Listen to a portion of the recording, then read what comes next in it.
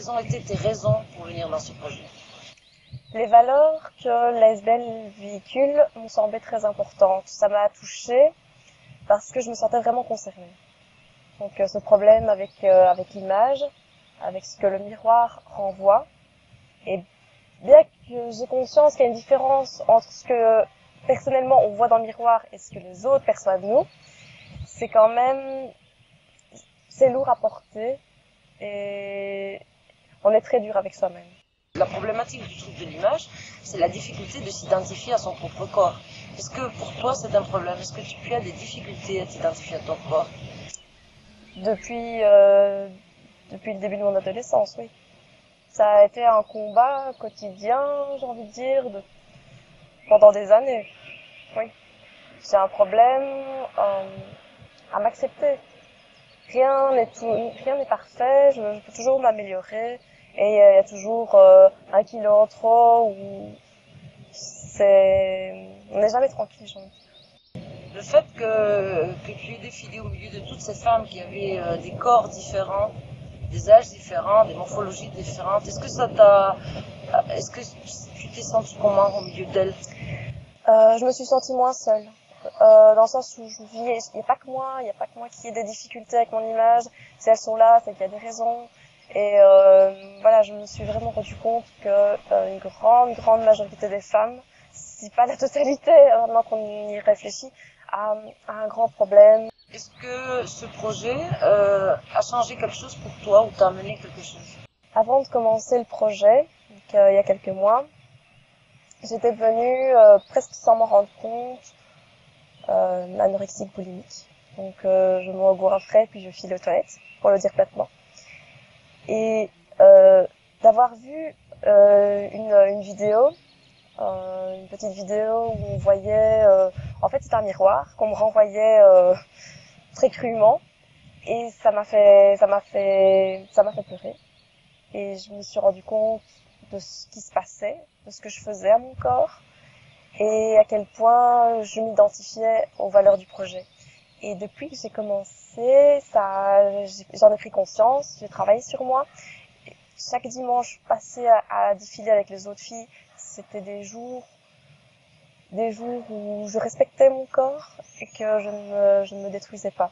Et de fil en aiguille, au plus on passait de temps, au plus cette période ne se limitait pas au week-end, mais s'élargissait de plus en plus. Et maintenant, ça fait depuis l'arrêt du projet, le 19, où on a fait le défilé, je n'ai plus ce problème-là. Ça m'a sincèrement beaucoup aidé, et j'aimerais, par le biais de ce projet, inclure des filles que je connais qui ont aussi des problèmes avec leur image, pour en fait aider un maximum de personnes. On essaye de nous donner une image qui est irréelle, et on est toutes dans le même sachet. On est tel qu'on est, et pas tel que les créateurs de mode voudraient qu'on soit.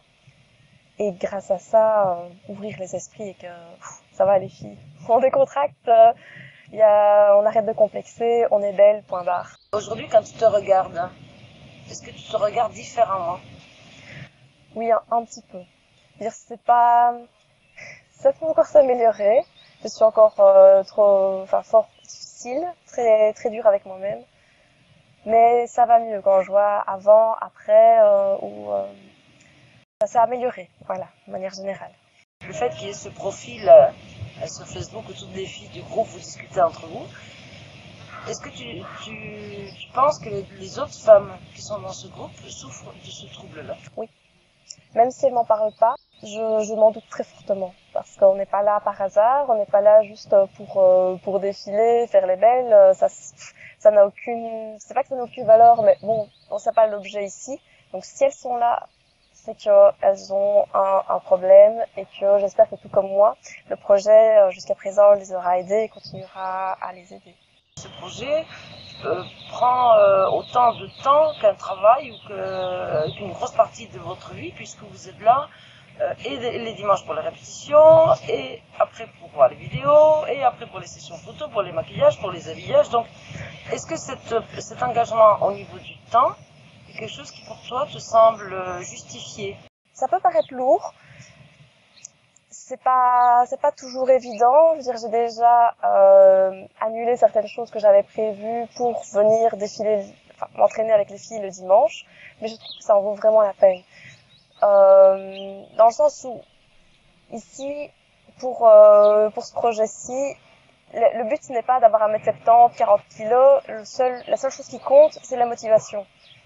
Et c'est quelque chose de très fort, et le projet en vaut vraiment la peine. Tu sais qu'on va faire un deuxième événement dans ce projet et que l'idée, c'est non seulement de faire un défilé au moment de la diversité de la femme, mais le but de ce projet, c'est d'interpeller le monde de la mode, le monde de la presse. Le fait que je vous demande de vous exposer ne vous fragilise pas. Ça fragilise, voilà, on se met à nu quelque part, mais en quelque sorte, c'est pour que d'autres filles le voient et se disent, voilà, cette fille a le même problème que moi, et voilà, je suis pas seule. C'est peut-être un peu ça que, si je me fragilise peut-être un peu, c'est pour que d'autres voient qu'elles ne sont pas seules.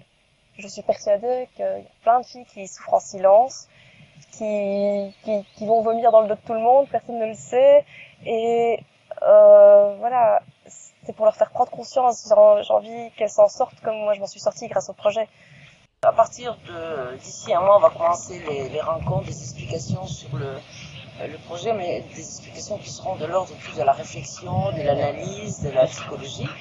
Donc, est-ce que ces conférences et le redépart de ce projet en septembre, dont on recommence tous les dimanches à s'entraîner, est-ce que tu vas venir à la suite de ce... Bien.